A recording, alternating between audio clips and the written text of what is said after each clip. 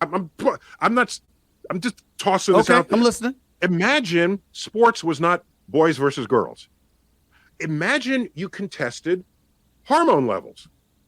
Mm. That's all. Because there's some women who have very naturally high testosterone levels. They would dominate playing against other women. Well, that's not fair. Put her in with other people with higher testosterone levels. Against. What's up, ladies and gentlemen? Welcome back to the channel. Welcome to another video. Let's watch this. We're going to watch and react to this fascinating interview with Stephen A. Smith and Neil deGrasse Tyson. And they talk about a whole bunch of things, but this segment is going to be talking about gender, this whole transgender, women in sports, this, transitioning. They're going to discuss it, and I find this video to be fascinating because this guy is a so-called scientist, a world-renowned scientist who studies astrophysics. I think he's an astrophysicist.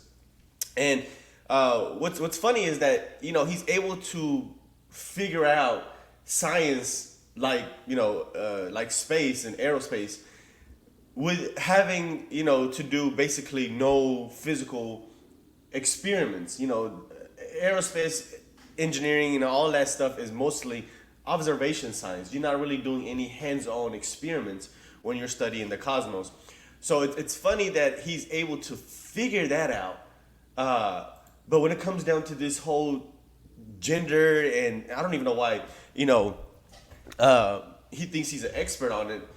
But it's absolutely hilarious to see him get it wrong, 100% wrong. And the crazy part is he's so arrogant about it. Just look at his body language. Just pay attention to his his tone, because it also shows you that he's really. This should be like a case study, because you got these high-level PhDs, people that have these master's degrees, these doctorate degrees, that are absolutely clueless about just reality. Just because you have these high-level degrees doesn't necessarily mean you're smart, and he's literally proof of it.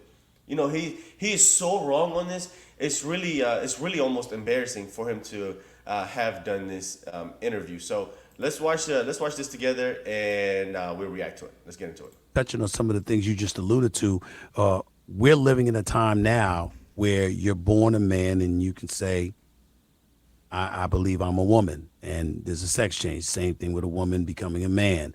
Those kind of things. How does that fall into, because that doesn't fall under quote unquote religious beliefs. Some would say to some degree it falls under science because it involves medicine in terms of the injection of hormones and things of that nature to alter your body physically. I'm a person that openly admits I don't know what to say. I don't even know how to ask the question in this day and age, right. Neil. That's how confusing it is to somebody like me. What is it to you, who seems to understand a hell of a lot more than most humans? Was that because you an old, unwoke? I'm trying to be woke. That's the sad part about it. I'm trying to be understanding. I'm trying to be understanding. My daughter said to me, "Dad, get with the times." I mean, this is the kind of stuff that happens. That you got to be embracing and receptive to all things. I'm like, okay. Let me agree. Let me. All right. Before he starts and gives his response, like I said, pay attention to his body language and his tone. You noticed when Stephen A. asked this question, he immediately started laughing as if he was like, "Oh yeah, I know exactly what you're talking about. Let me educate you on this." And look how he has his hand up like, "Hey, pause, hold on. Let me give you the response. Let me tell you how you're supposed to think, because I, quote unquote, know it all." I mean, he started off just arrogant. Throw you a lifeline here and say, I don't think we will ever be as woke as the next generation. So let me put that out there. Thank you so much for letting me know. No matter how hard we try. Let me know that. Thank you so much. Okay. So I actually spent a whole chapter on that very subject, and it's called gender and identity. Mm-hmm. And so I think the issue is simpler than you have attempted to present it. All right. So if you look at our chromosomes, all right. I'm not gonna. I apologize to pause so many times because this is really crazy to analyze and watch. He said it's really simpler than people make it out to be, and he's actually right. It's very simple. It's XX and XY. There's male and there's female. It's literally that simple. You just stop right there and that's that. But these people go even further and complicate it even more and say that the way that they think in their response is actually what's less complicated than what we believe.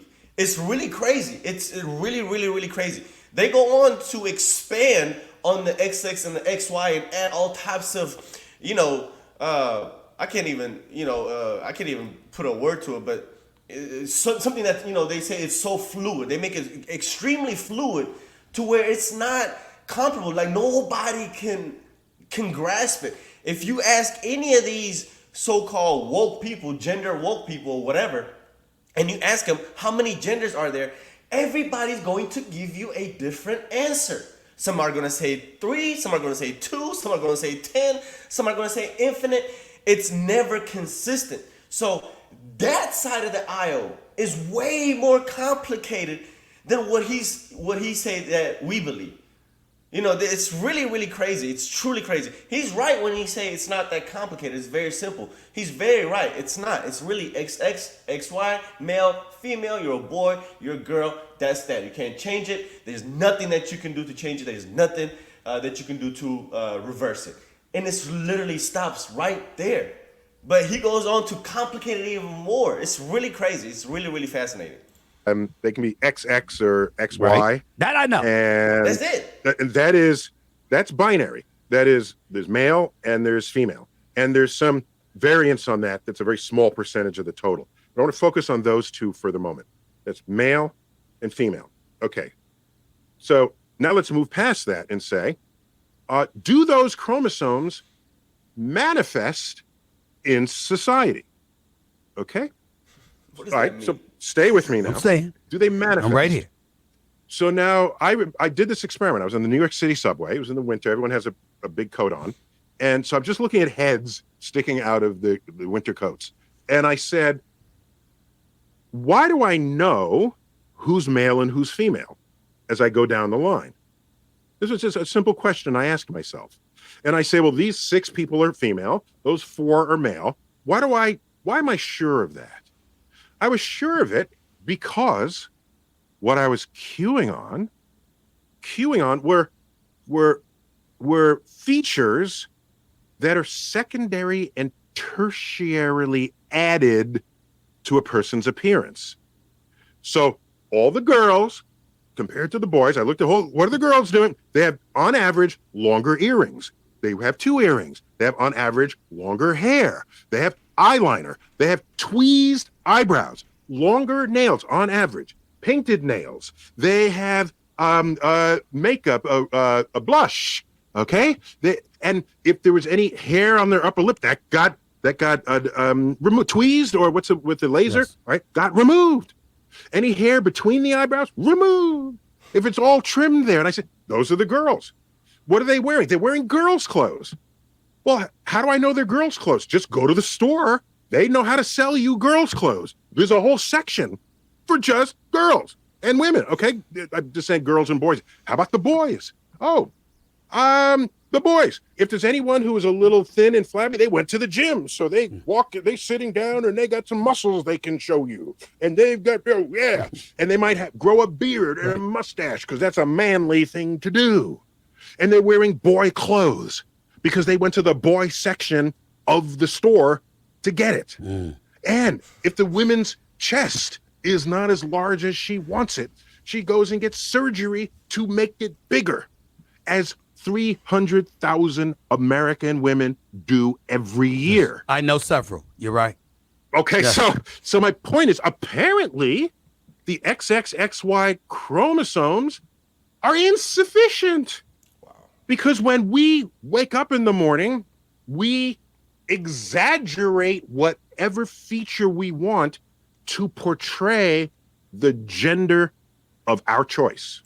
All right, now this is so great because this proves exactly what I've been saying for a long time, is that this issue that we're dealing with is a modern day issue. And let me tell you why. Because everything that he said is extra, quote unquote, all the exaggeration to our features that we're doing is modern day way of living, quote unquote. You know, makeup and, you know, jewelry and all that stuff. People did that, in past ages, but it wasn't. Nobody was really exaggerating it like we are today. And that's why I say all the time to women, especially, to keep yourself as natural as possible. Because if it wasn't for the makeup and the jewelry, we wouldn't be dealing with this. Because if we were presenting ourselves in our natural way, then I can't right now, without putting on a wig, without putting on makeup, without putting on high heels and jewelry and all this feminine attire, I can't present myself and say I'm a woman, because I would look just like the way I look right now. So if there wasn't any of these extra things that we're doing to our bodies, like enhancing breasts, BBLs, I mean, now anybody can go out there and appropriate anybody that they want to be. You know, it's almost like a character. It's a costume that you're putting on. So if we weren't doing that, we wouldn't be dealing with none of this. Because all the men, the biological men who are quote unquote saying they're women now, wouldn't have anything for them to put on themselves to make themselves look like a woman. And what's wild is that you can put on makeup and high heels and a wig and say that you're a woman, but if you can't give birth, you still can be a woman. Make that make sense. How is it that you can do all these things to become a woman, but the fact that you can't give birth does not exclude you from actually being one as well? This is wild. This is wild. So this is what I say all the time. This is a modern day phenomenon, because all these enhancements that you're able to do to your body, you can do it nowadays. But if we were as natural as we were supposed to be, there's no way that all these men will appropriate women and walk around thinking that they're women, because there wouldn't be nothing for them to put on and make themselves look like a woman. So, yeah. Either the one you're assigned, the one you choose to be, whatever it is. And so now so now just to tie a bow on this, I say to you, somewhere I think I read that the United States was a land where we have the pursuit of happiness. Yes. Suppose no matter my chromosomes, today I feel 80% female, 20% male. I'm gonna put on makeup. I'm gonna do that. Tomorrow I might feel 80% male. I'll remove the makeup and I'll wear a muscle shirt. Why do you care? Yeah. What business is it of yours to require that I fulfill your inability to think of gender on a spectrum? And what I found in the human mind is that we go out of our way to put things in categories, in bins, all right? Because that makes it easier for us. So that's why people come up to you and say, well, you a boy, are you a girl? Choose one. Which are you? I say, no, maybe I'm a little of both. Wait, maybe a little of both. No, you have to be one or the other. No, I will not be what you require just because you can't think on a spectrum. I'm going to be what I want to be. And we have known this as children. Every single class, there was the girl who was the we have words for them. Tomboy. There's the tomboy who wore boys' clothes, who got dirty with the boys. And she didn't have long hair. She had short hair. And even if she did have long hair, it was tied up in a bun so it didn't get in the way. Do you know Joan of Arc? Yes. Do you know why? Half the reason why she was burned at the stake back in the 1400s, most people don't know. I ask people, they don't know. The reasons brought against her was for cross-dressing, for dressing like a man. Now, if she's going to lead soldiers into battle on a horse, you can't do that in a skirt riding side saddle, okay? So, of course, she's going to wear pants, all right? But here's a very early example of someone who didn't fit a gender category held by others. And all I'm saying is, in the people I identified as female and male on the train, if some of those females were chromosomally male, it didn't matter to me. I see them as female. That's how they present. I don't have a problem with that. Okay? Now, you're a sports guy. Okay? How does this matter? All right? It matters, of course. All right? People say, well, how about bathrooms? Well, that's an easy solution. Just have single sex. You have unisex bathrooms. Right. Okay? And here in New York City, I haven't seen it much in other places, but you have unisex bathrooms and you come out and there's a sink in a common area. All right. So everybody sees you put on makeup or whatever. It's kind of, I kind of like that actually. But so there's that. And how about like sports? Okay, that's interesting. So what do you do with the trans woman who went through puberty as a man with male hormones, and now she can kick ass in the women's sports? So what do you do? All right. So this is trailing on our solution chart. Okay. So it's next maybe. Right. And I have some ideas, but I think it can benefit from clever people coming to the table. For example, suppose we no longer contest genders, male and female. Okay. By the way, why did we do that ever at all? We did it so that the contests would be more evenly balanced. Equality, yes. Okay. You don't want LeBron James in the WNBA. Correct. Okay, that's not interesting. If he played in the WN, people would not flock to those games to watch him dominate. That is not what's interesting. And evidence of Hey, put LeBron James in the WNBA. I guarantee you they'll start selling some tickets. I guarantee you that. Because sports is about watching the best of the best. And hey, they're going to watch him. It doesn't matter where he plays. A better evidence of this is we all enjoy college football on Saturdays. Okay? And then what happens on Sundays? We watch pro football. But you realize the best college team there ever was would lose to the worst professional team there. The worst professional team there ever was could wipe their ass with the best college team there ever was. You know why? Because everyone in the NFL was the single best player in their college. Okay. So you don't want to watch. You're not looking at you're not looking at college football saying, oh, none of these players are as good as pros. I'm not going to watch this game. That's not why you're watching it. You're watching it for the contest. And the least interesting Super Bowl is the one that's a blowout. Yeah. The advertisers at the fourth quarter are saddened by that because people stop watching. It's the contest that matters. So watch. Here's what you do. I'm just tossing this out there. I'm listening. Imagine sports was not boys versus girls. Imagine not. You contested hormone levels. That's all. Because there's some women who have very naturally high testosterone levels. They would dominate playing against other women. Well, that's not fair. Put her in with other people with higher testosterone levels. Against men with low testosterone levels. Wow. Yeah. So let's ignore the weight, the height, the muscle mass, the bone density. Let's ignore all of that and just go off the level of hormone pills that she took over the years. This is insane. Against men with low testosterone levels? Is that what you're proposing? Yeah, whatever. Yeah, exactly. So you match that up and have them play against each other. Right. And you might say, well, that's a lot of categories. So I used to wrestle. And in wrestling, we have 10 categories. Yeah, but it did not include women. It did not include women in those categories. This dude is crazy. You were fighting in your weight class, but you weren't fighting women in your weight class. Come on, man. 10, the wrestling match.